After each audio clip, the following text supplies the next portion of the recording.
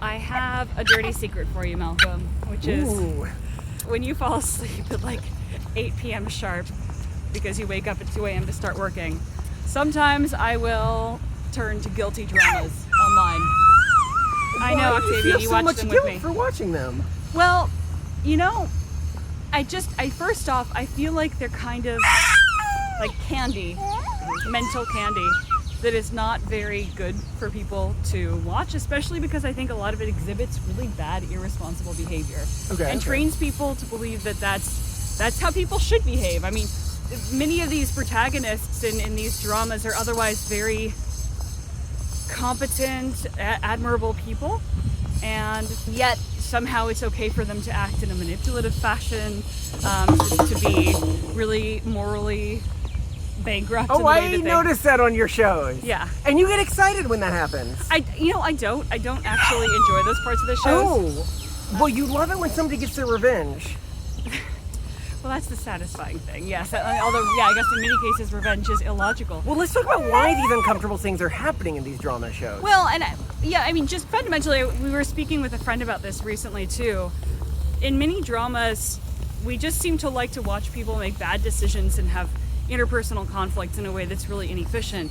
And normally, we'd contextualize that as really stressful. You know, we don't want to feel like someone's mad at us. We don't want all that. And yet we somehow really love watching dramas and seeing other people's lives being a mess in our free time while watching shows.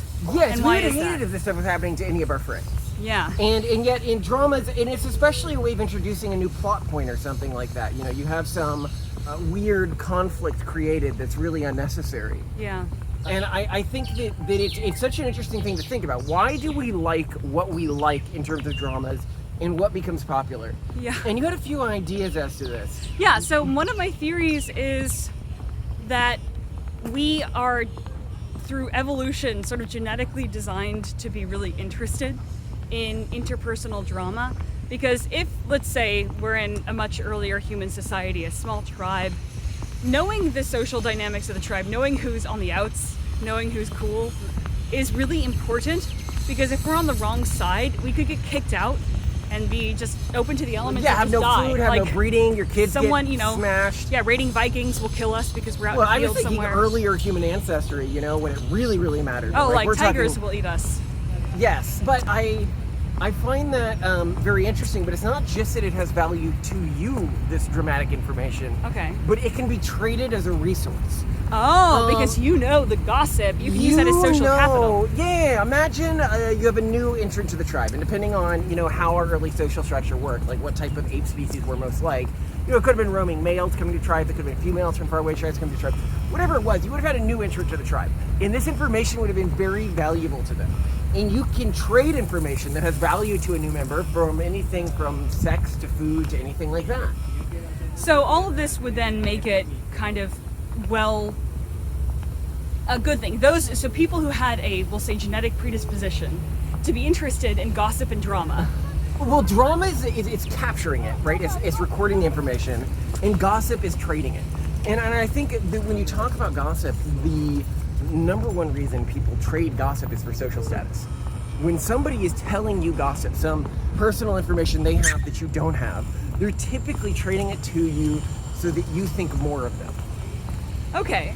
And those who did this, or those who had a genetic predisposition to do it, were more likely to survive, and therefore humans today, even when it's not necessarily going to help us survive or not die, still feel this draw to watch a bunch of drama. You have a secondary point related to these dramas that you watch, which is that they often form teams.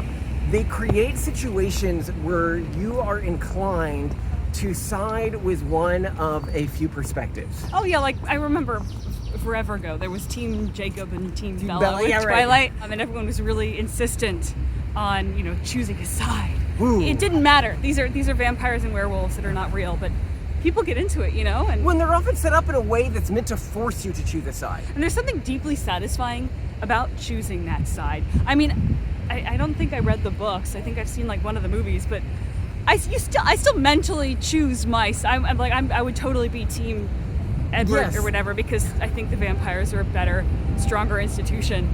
A stronger institution. I love their social institution. It's a little dictatorial, but you know. Right, but I mean, like, I'm like, oh, this is so dumb, but like totally Team Edward. Because we just are like, it's ingrained. There's something deeply satisfying about Well, and it. that causes people to talk about a book. When you create a story in which people could choose one of two sides.